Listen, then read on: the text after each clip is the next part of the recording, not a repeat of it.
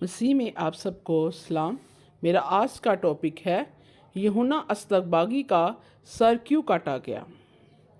اور ہیرودیس بادشاہ نے اس کا ذکر سنا کیونکہ اس کا نام مشہور ہو گیا تھا، اور اس نے کہا کہ یوحنا بپتسمہ دینے والا مردوں میں سے جی اٹھا ہے، کیونکہ اس سے معجزے ظاہر ہوتے ہیں۔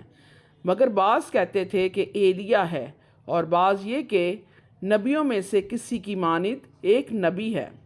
مگر ہیرودیس نے سن کر کہا کہ یوحنا جس کا سر میں نے کٹوایا وہی جی اٹھا ہے، کیونکہ ہیرودیس نے آپ آدمی بھیج کر یوحنا کو پکڑوایا اور اپنے بھائی فلپوس کی بیوی ہیرودیاس کے سبب سے اسے قید خانہ میں باندھ رکھا تھا، کیونکہ ہیرودیس نے اس سے بیاہ کر لیا تھا، اور یوحنا نے اس سے کہا تھا کہ اپنے بھائی کی بیوی کو رکھنا تجھے روا نہیں۔ پس ہیرودیاس اس سے دشمنی رکھتی اور چاہتی تھی کہ اسے قتل کرائے، مگر نہ ہو سکا، کیونکہ ہیرودیس یوحنا کو راست باز اور مقدس آدمی جان کر اس سے ڈرتا اور اسے بچائے رکھتا تھا، اور اس کی باتیں سن کر بہت حیران ہو جاتا تھا، مگر سنتا خوشی سے تھا۔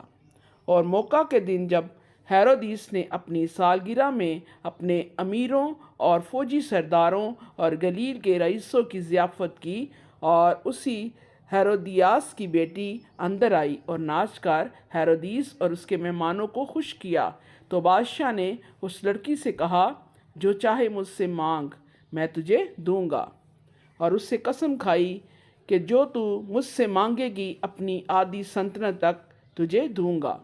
اور اس نے باہر جا کر اپنی ماں سے کہا کہ میں کیا مانگوں؟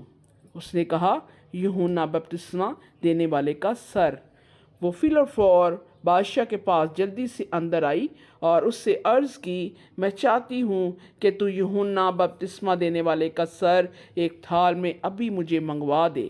بادشاہ بہت غمگین ہوا، مگر اپنی قسموں اور مہمانوں کے سبب سے اس سے انکار کرنا نہ چاہا۔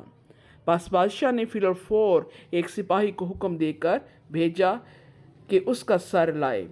اس نے جا کر قید خانہ میں اس کا سر کاٹا اور ایک تھال میں لا کر لڑکی کو دیا، اور لڑکی نے اپنی ماں کو دیا۔ پھر اس کے شاگرد سن کر آئے اور اس کی لاش اٹھا کر قبر میں رکھی۔